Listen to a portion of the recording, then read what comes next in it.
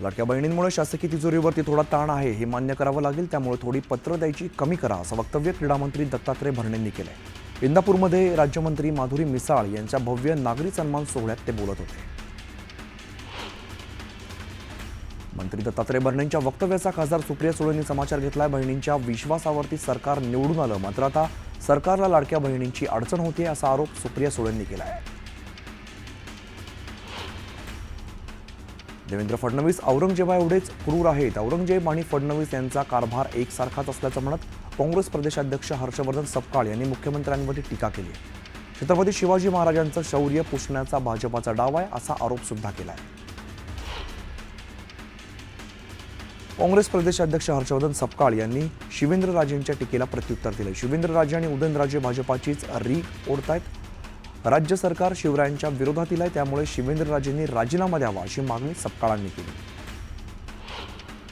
मी मुख्यमंत्री होतो तेव्हा देवेंद्रजी टीममध्ये होते, आता ते मुख्यमंत्री आहेत। आमची एक टीम आहे। आम्ही जे काही काम केलंय ते छत्रपती शिवाजी महाराजांचा आदर्श डोळ्यासमोर ठेवून केला असं म्हणत एकनाथ शिंदेंनी काँग्रेस प्रदेशाध्यक्षांवरती टीका केली। काँग्रेसमध्ये औरंगजेबाची प्रवृत्ती भिनली आहे। फडणवीसांची संवेदनशील नेतृत्व म्हणून ओळख आहे। हर्षवर्धन सपकाळ कोण इथपासून सुरुवात होते। आधी त्यांनी स्वतःची ओळख निर्माण करावी, मग फडणवीसांवरती बोलावं अशा शब्दात प्रवीण दरेकरांनी हर्षवर्धन सपकाळांच्या टीकेचा समाचार घेतलाय। स्वतःचं अस्तित्व दिल्लीला दाखवण्याचा सपकाळांचा खटाटोप सुरू आहे अशी टीका मंत्री उदय सामंतांनी केली। काँग्रेसने आधी पराभवाचं आत्मचिंतन करावं, मग सरकारवरती टीका करावी अशा शब्दात सामंतांनी हर्षवर्धन सपकाळांवरती निशाणा साधलाय। विरोधकांना औरंगजेबाबद्दल प्रेम आहे, कबरीशिवाय शिवाजी महाराजांचा इतिहास कळत नसेल तर देशात औरंगजेबाचे पुतळे उभारावे लागतील अशा शब्दात संजय शिरसाट यांनी विरोधकांवरती टीका केली। औरंगजेबाच्या कबरीवरती खर्च करू नये याबाबत केंद्राकडे पाठपुरावा करणार असल्याचंही संजय शिरसाट म्हणाले। औरंगजेब हा देशाचा आयकॉन होऊ शकत नाही, आम्ही त्याचा विरोध करतो। स्वतःच्या बापावरती अत्याचार करणाऱ्या व्यक्तीचं कौतुक होत असेल तर त्या व्यक्तीविरोधात आम्ही उभं राहू असा इशारा महाराष्ट्र गोवा प्रांतमंत्री गोविंद शेंडे यांनी दिला आहे। इंदापूरचे लोक नेहमीच चांगल्या विचाराला आणि चांगल्या विचाराच्या माणसाला साथ देतात, मात्र हल्ली मुस्लिम समाजाबद्दल काही ठिकाणी चुकीचा प्रचार केला जातोय असं म्हणत मंत्री दत्तात्रय भरणेंनी सध्याच्या राजकीय स्थितीवरती मोठं विधान केलंय। तर मंत्रीपद हे रुबाब करण्यासाठी नसतं, आम्ही काय केलं याचं उत्तर काळ तुम्हाला देईल असंही ते म्हणाले। मुस्लिम समाजाने 100 वेळा नमाज पठण करण्याला हरकत नाही, पण त्यांनी विज्ञान आणि तंत्रज्ञानही आत्मसात करावं असं विधान केंद्रीय मंत्री नितीन गडकरींनी केलंय। तसंच मुस्लिम समाजात डॉक्टर, वकील, इंजिनियर घडले तर समाजाचा विकास होईल असंही गडकरी म्हणाले। खासदार अशोक चव्हाण यांचे सख्खे मेहुणे माजी खासदार भास्करराव पाटील खदगावकर राष्ट्रवादीमध्ये प्रवेश करणार आहेत। येत्या 23 मार्च रोजी उपमुख्यमंत्री अजित पवार यांच्या उपस्थितीत हा पक्षप्रवेश पार पडणार आहे।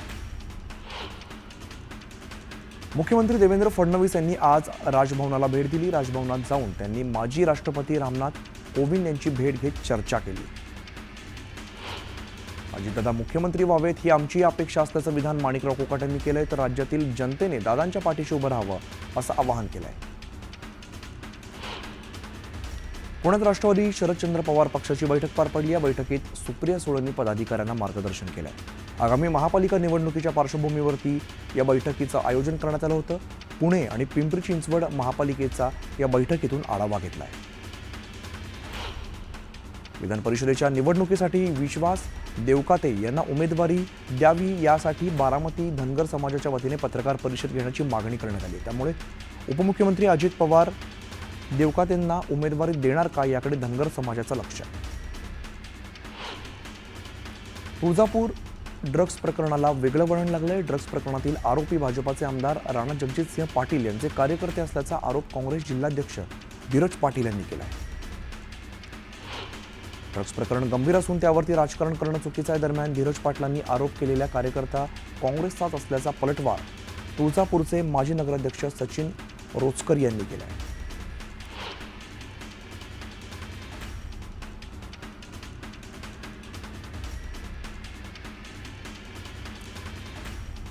राज्याचे वैद्यकीय शिक्षण मंत्री हसन मुश्रीफ यांनी विठ्ठल रुक्मिणी मातेचं दर्शन घेतलं। यावेळेला मंदिर समितीने मुश्रीफांचा शाल आणि विठुराची मूर्ती देत सत्कार केला। वाशिमच्या काळामाथामधील बंजारा समाजाच्या लेंगी नृत्यावरती आमदार अमित झनक यांनी ठेका धरला। यावेळेला अमित झनक यांनी बंजारा संस्कृतीचं जतन करण्याचा उपक्रमाचं कौतुक केलं आहे। उपमुख्यमंत्री एकनाथ शिंदे यांच्या हस्ते ठाण्यातील कोपरी परिसरात शिवजयंतीच्या पूर्वसंध्येला शिवाजी महाराजांच्या स्मारकाचं अनावरण झालं। या समारंभानंतर त्यांनी सावळे चौकात आद्य क्रांतिकारी लहुजी वस्ताद यांना अभिवादन केलं। आमदार अब्दुल सत्तार यांच्या शिवसेना संपर्क कार्यालयात युवा सेनेच्या प्रमुख पदाधिकारी आणि कार्यकर्त्यांची बैठक आयोजित करण्यात आली होती। युवा विजय महाराष्ट्र दौऱ्याअंतर्गत या बैठकीचं आयोजन केलं। कोकणातील भौगोलिक परिस्थितीचा विचार करता राज्य परिवहन महामंडळाकडून कोकणातील सर्व डेपोत मिनी बस लवकरच उपलब्ध होतील, असं आश्वासन मंत्री उदय सामंत यांनी दिलंय। मिनी बस संदर्भात परिवहन मंत्री प्रताप सरनाईक यांच्याकडे पाठपुरावा करणार असल्याचं मंत्री सामंत यांनी स्पष्ट केलं। शेतकऱ्यांच्या आत्महत्येचं प्रमाण वाढलंय। दरम्यान शेतकऱ्यांच्या न्यायासाठी सरकार सकारात्मक आहे। बीडमध्ये शिक्षकांनी आत्महत्या केली, याची शिक्षण विभागाकडून दखल घेतली जाईल, अशी प्रतिक्रिया नीलम गोरेंनी दिली। मंत्री उदय सामंत, गृहराज्यमंत्री योगेश कदम यांनी आज खेडमधील पेठे हॉलमध्ये मिसळीवरती ताव मारला। सध्या कोकणात शिमगोत्सवाची धूम सुरू असून उदय सामंत आणि योगेश कदमांनी पेठे हॉटेलमध्ये सर्वसामान्यांप्रमाणेच नाश्ता केल्यामुळे चर्चेचा विषय ठरला आहे। चंद्रपूरलगत असलेल्या हिंगणाळा गावात आज ग्रामस्थांनी एकत्रित पारंपरिक शंकरपटाचं आयोजन केलं। यामध्ये बैलजोडी, बैलबंडी आणि कृषी संस्कृतीचं महत्त्व दाखवण्यात आलं।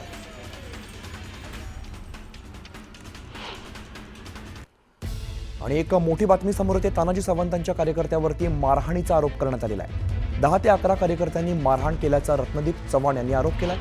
धाराशिवच्या भूम तालुक्यातील वाल्ला इथे ही घटना घडली आहे। उपचारासाठी जिल्हा शासकीय रुग्णालयात दाखल केलेला आहे। पोलीस जबाब घेणार आहेत आणि मारहाणीचं कारण त्यानंतर स्पष्ट होणार आहे।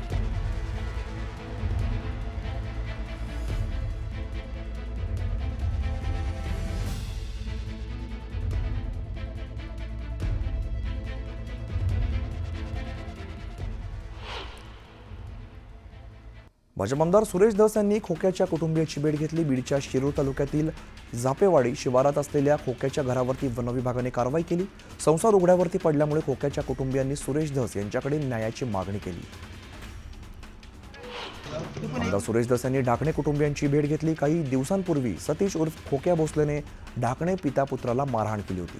दरम्यान धस यांनी ढाकणे कुटुंबियांची भेट घेत त्यांच्याशी संवाद साधलाय। कोणतीही नोटीस न देता खोक्याचं घर पाडण्यात आल्याचा आरोप सुरेश धसांनी केला आहे। भोसले कुटुंबाच्या पुनर्वसनासाठी प्रयत्न करणार असल्याचंही त्यांनी सांगितलं।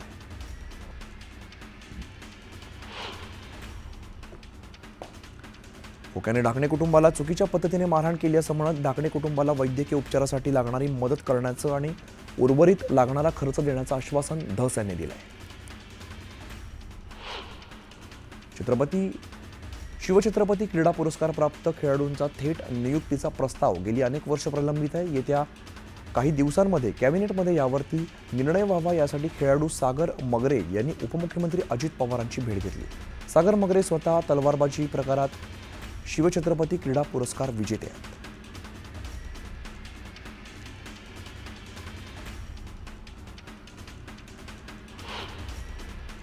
मुंबई पोलीस आर्थिक गुन्हे शाखेने न्यू इंडिया कोऑपरेटिव्ह बँक घोटाळ्यातील प्रमुख आरोपी अरुणाचलम याला अटक केली आहे। आरोपीला 18 मार्चपर्यंत पोलीस कोठडीत सुनावण्यात आली आहे। 122 कोटींच्या घोटाळ्याचं प्रकरण उघडकीस आल्यापासून अरुणाचलम फरार होता।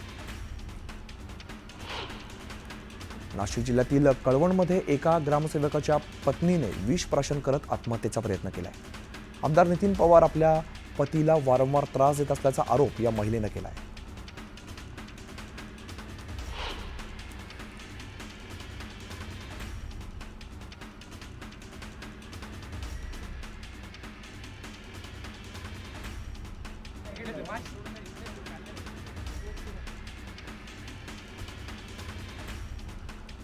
खासदार निलेश लंके प्रतिष्ठानच्या वतीने छत्रपती शिवाजी महाराजांच्या राज्यभरातील गड किल्ले स्वच्छता मोहीम सुरू करण्यात आली आहे। या मोहिमेची सुरुवात किल्ले शिवनेरीच्या पहिल्या पायरीचं दर्शन घेऊन करण्यात आली। शिवनेरी किल्ला आज पर्यटकांसाठी बंद राहणार आहे। किल्ले शिवनेरीवरती मधमाशी हल्ल्यात 47 पर्यटक जखमी झाले। दरम्यान किल्ल्यावरील परिस्थिती नियंत्रणात आणून अनुचित प्रकार घडू नये यासाठी शिवनेरी आज पर्यटकांसाठी बंद ठेवण्यात आला. किरीट सोमय्यांवरती कारवाई करण्याची मागणी तंजीम ए इन्साफ संघटनेनं केली आहे. बांगलादेशी रोहिंग्यांच्या आडून मुस्लिम धर्मियांना टार्गेट केलं जातं असा आरोप करत संघटनेने पोलिसांकडे तक्रार केली. क्रांतिकारी शेतकरी संघटनेचे अध्यक्ष रविकांत तुपकर यांनी 19 मार्चला आंदोलनाची हाक दिली. मात्र मुंबईतील आंदोलनाला परवानगी नाकारत बुलढाणा पोलिसांनी तुपकरांना नोटीस बजावली आहे. पुण्यात पतित पावन संघटनेकडून तीव्र आंदोलन करण्यात आलेलं आहे. औरंगजेबाच्या कबरीचं उदात्तीकरण करण्याविरोधात पुण्यातील लाल महल समोर हे आंदोलन करण्यात आलं.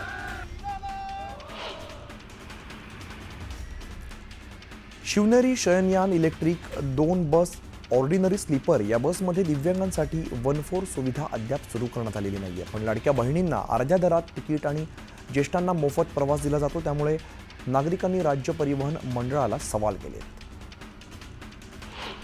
यवतमाळ जिल्ह्यातील 9 एसटी डेपोला प्रत्येकी 10 अशा एकूण 90 नव्या एसटी बसेस उपलब्ध होत आहेत. त्यापैकी यवतमाळ आणि उमरखेड या डेपोला प्रत्येकी 5 बस मिळाल्यात. या बसेसचं पालकमंत्री संजय राठोड यांच्या हस्ते लोकार्पण करण्यात आलं आहे. भुसावळ तालुक्यातील पिंपळगाव खुर्द शिवारात असलेल्या ग्रामदैवत आसरा मातेच्या मंदिरासाठी वन विभाग रस्ता करून देत नाहीये.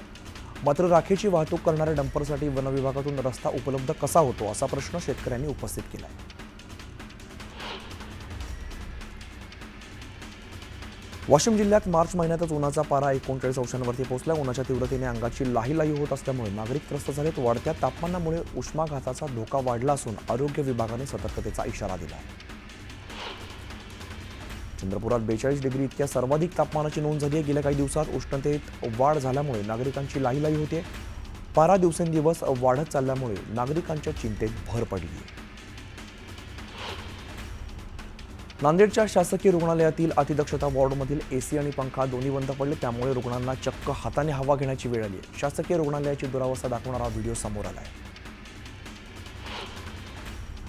बीड नगरपालिकेचा गलथान कारभार चव्हाट्यावरती आलाय. चांगल्या सिमेंट रस्त्यावरती पुन्हा रस्ता बनवून नगरपालिकेने लाखो रुपयांची उधळपट्टी केली आहे. दुसरीकडे पालिकेच्या समोरच्या रस्त्यावरती खड्डे असल्याने त्याला बजेट नाही असा आरोप करत सामाजिक कार्यकर्ते MIMच्या कार्यकर्त्यांनी आंदोलनाचा इशारा दिला. गेल्या वर्षी झालेल्या पावसामुळे अमरावती विभागातील 5ही जिल्ह्यात बऱ्यापैकी पाणीसाठा होता. मात्र उन्हाळ्याची चाहूल लागताच हा जलसाठा निम्म्यापेक्षा कमी झाला आहे. 289 प्रकल्पांमध्ये मिळून 44.78% जलसाठा शिल्लक आहे. चिपळूण एसटी मध्यवर्ती डेपोचं काम गेल्या 10 वर्षांपासून रखडलं. त्यामुळे प्रवाशांना अतोनात त्रास सहन करावा लागतो.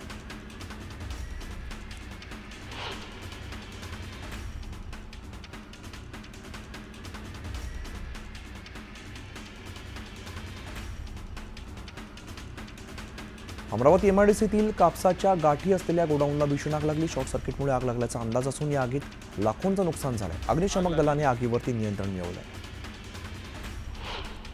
होळीच्या पूर्वसंध्येला गोंदिया जिल्ह्यातील ग्राम सावंगी इथल्या एका युवकाचा गळा चिरून हत्या करण्यात आली होती.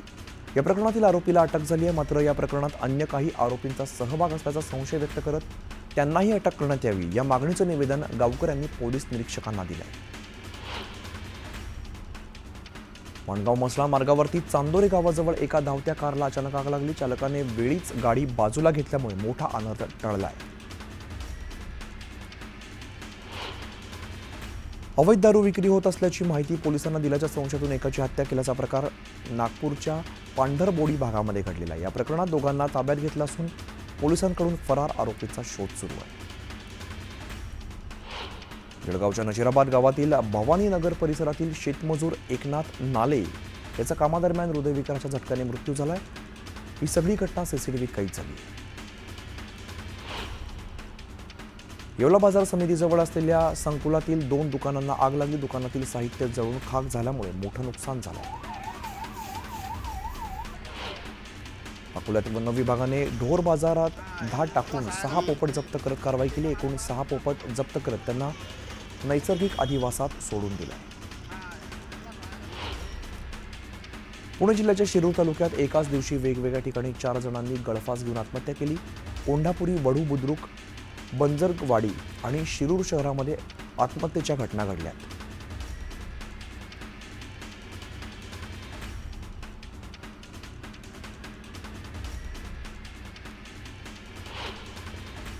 नांदेड जिल्ह्यातील नरसी इथे मुख्य रस्त्यावरती भीषण अपघात झाला. भरधाव दुचाकी चालकाने एका व्यक्तीला धडकली. यानंतर दुचाकी रस्त्यावरती आदळली. या अपघातात दुचाकी चालकाचा मृत्यू झाला आहे. अमरावतीच्या मुख्य बाजारपेठेतील एका हॉटेल व्यावसायिकाला खंडणीची मागणी करत बेदम मारहाण करण्यात आली. यात हॉटेल चालकाच्या कानाचा पडदा फाटलाय आणि काही दात सुद्धा तुटलेत. या मारहाणीची घटना सीसीटीव्हीत कैद झाली आहे.